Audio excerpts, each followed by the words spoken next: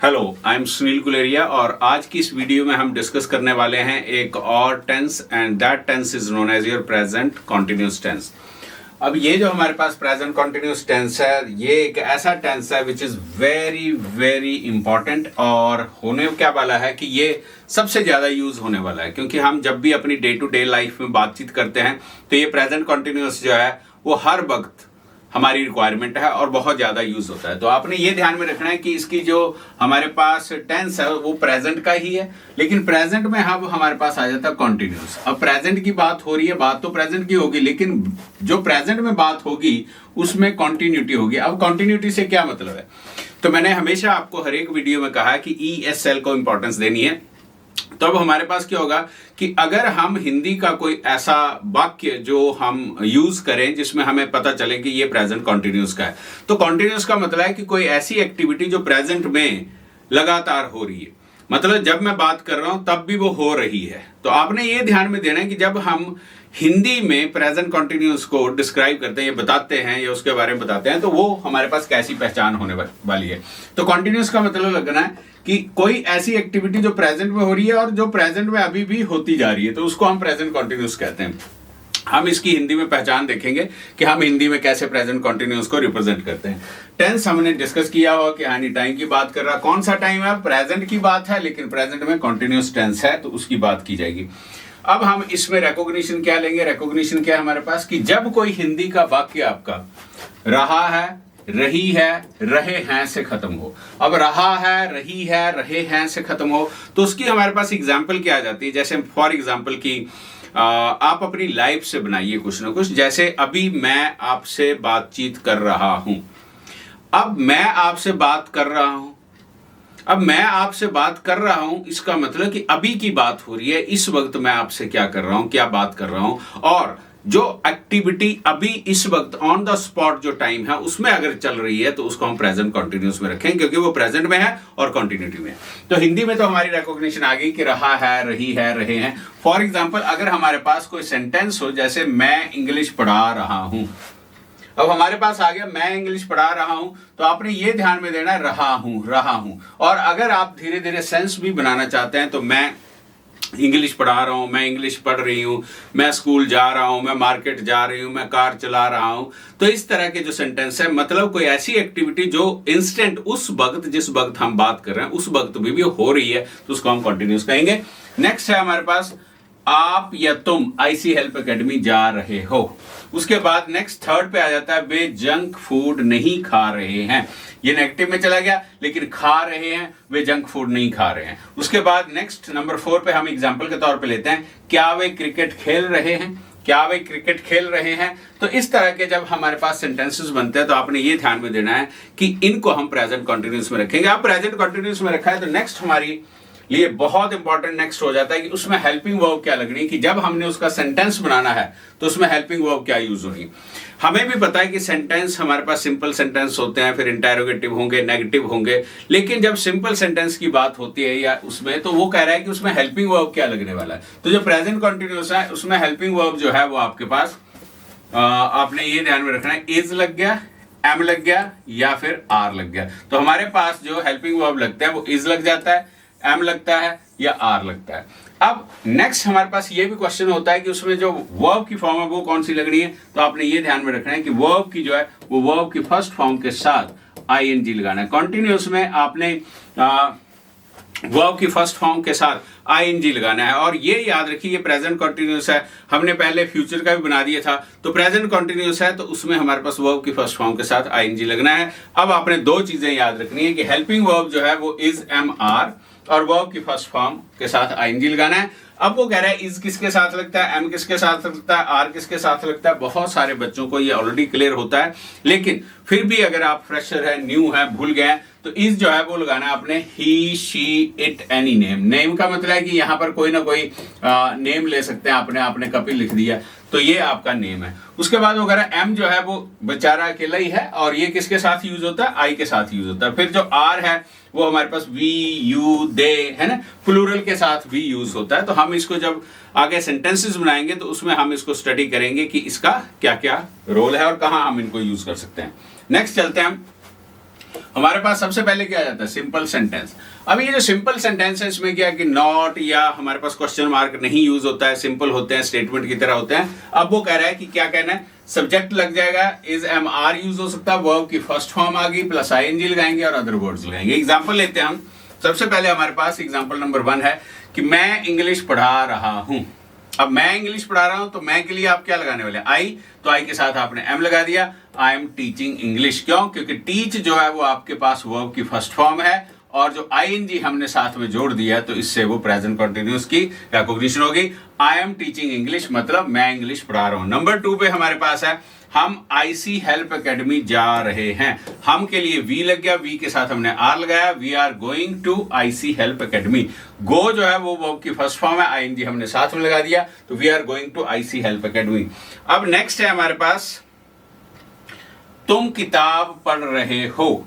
अब तुम किताब पढ़ रहे हो, आप किताब पढ़ रहे हो, तो तुम के लिए आपने क्या लगाना है, यू। यू के साथ हमने क्या लगा दिया, are. You are reading a book, कि आप एक किताब पढ़ रहे हैं। उसके बाद हमारे पास नेक्स्ट आ जाता है, नेक्स्ट है कि हेमा खाना पका रही है। अब हेमा खाना पका रही है तो हेमा के लिए हमने नाम यूज किया और हेमा जो है वो एक नेम है, हमने स्टडी किया था नेम के साथ और नेम जो है वो सिंगुलर है तो हेमा इज, इसके साथ इज लग गया, हेमा इज कुकिंग फूड। उसके बाद है वह जो है ही के साथ हमारे पास इज लगता है, ही इज ईटिंग फूड। मतलब हमारे पास जो प्रेजेंट कंटिन्यूअस है वो सबसे आसान भी है। क्यों? क्योंकि हम इसको मैक्सिमम यूज करते रहते हैं, राइट, मैक्सिमम हम डे टू डे लाइफ में यूज करते हैं। तो इसके आपने सेंटेंस बनाने हैं, बस वर्ब की फर्स्ट फॉर्म और आईएनजी आपने यूज करना है।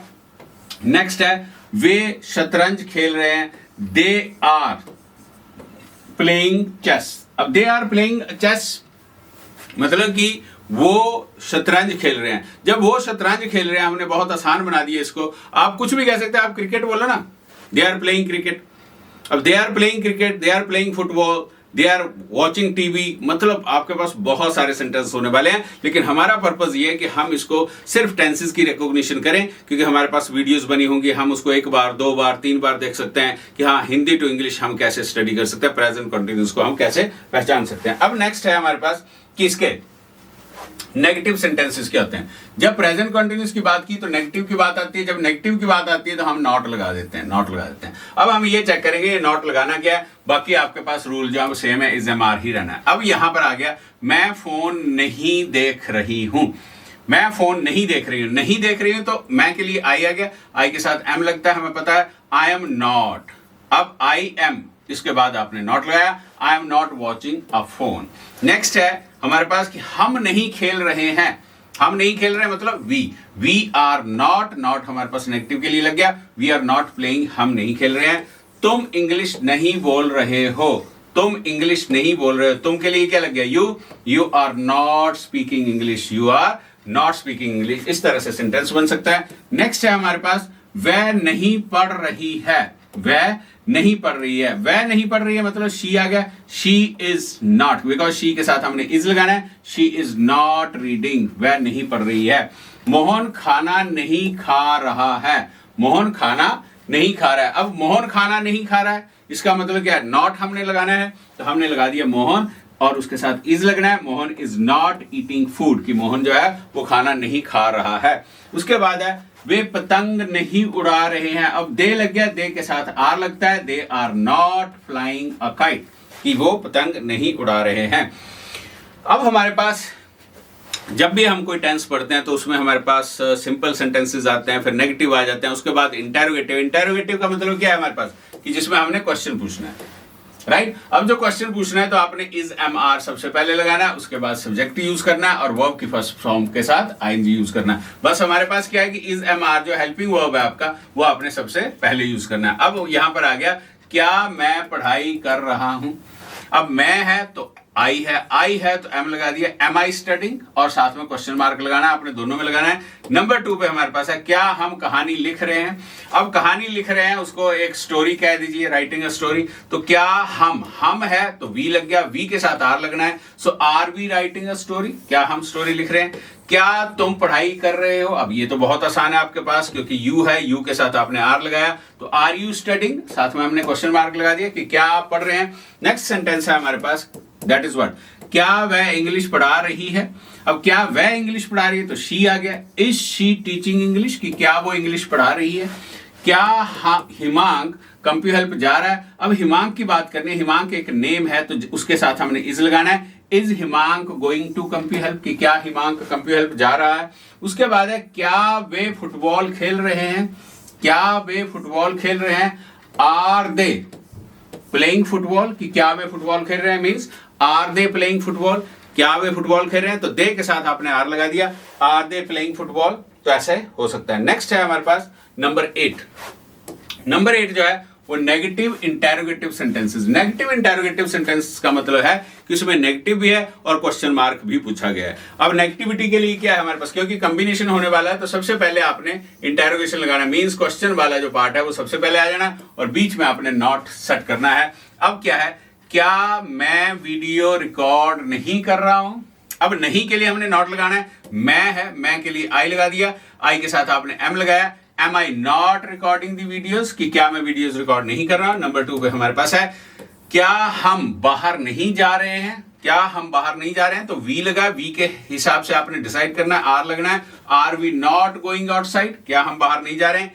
क्या तुम कार नहीं चला रहे हो, क्या तुम कार नहीं चला रहे हो। सो यहां क्या बन जाएगा, are you not driving the car, कि क्या आप कार नहीं चला रहे हैं, इंटेरोगेशन का सिंबल लगाना है। उसके बाद है हमारे पास कि क्या अध्यापक नहीं पढ़ा रहा है, क्या अध्यापक नहीं पढ़ा रहा है या क्या टीचर नहीं पढ़ा रहा है। तो अब क्या टीचर नहीं पढ़ा रहा है तो इज, अब इज लगा दिया। Is the teacher not teaching, the teacher भी लगा सकता है, नहीं अगर आप नए हैं इज टीचर नॉट टीचिंग ऐसा भी आप लगा सकते हैं।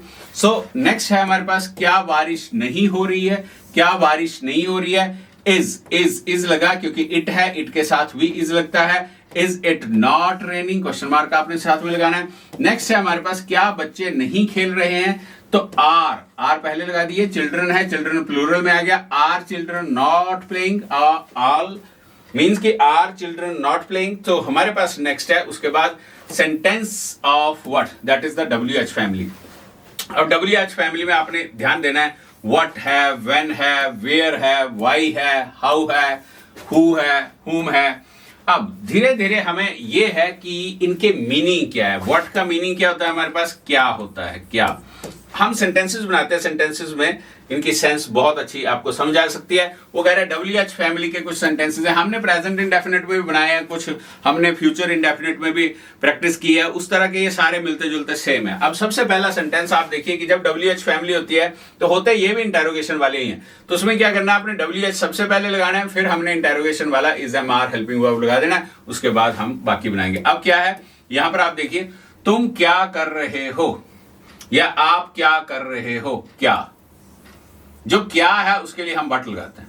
तो हमने क्या किया, व्हाट पहले यूज कर दिया, what are you doing, what are you doing, क्योंकि आर यू डूइंग हमारे पास इंटेरोगेशन में चला गया।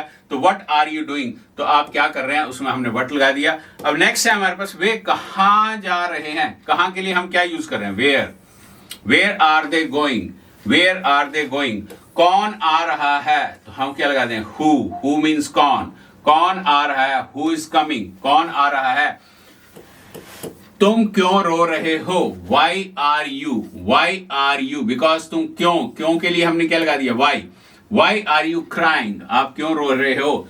नेक्स्ट है हमारे पास हम कब मिल रहे हैं, व्हेन आर वी मीटिंग, हम कब मिल रहे हैं। कई बार आप पूछ सकते हैं कि हम कब मिल रहे हैं, हम कब जा रहे हैं, तो इस तरह से आप सेंटेंस बना सकते हैं, व्हेन आर यू या when are we meeting. Next है तुम कैसा महसूस कर रहे हो, तुम कैसा महसूस कर रहे हो, हाउ आर यू फीलिंग, आप कैसा महसूस कर रहे हैं। वह किसे पढ़ा रही है, किसे मीन्स किसका, किसे, उसमें हुम लगाते हैं, whom is she teaching। तो इस तरह से आपके पास कुछ सेंटेंसेस हैं।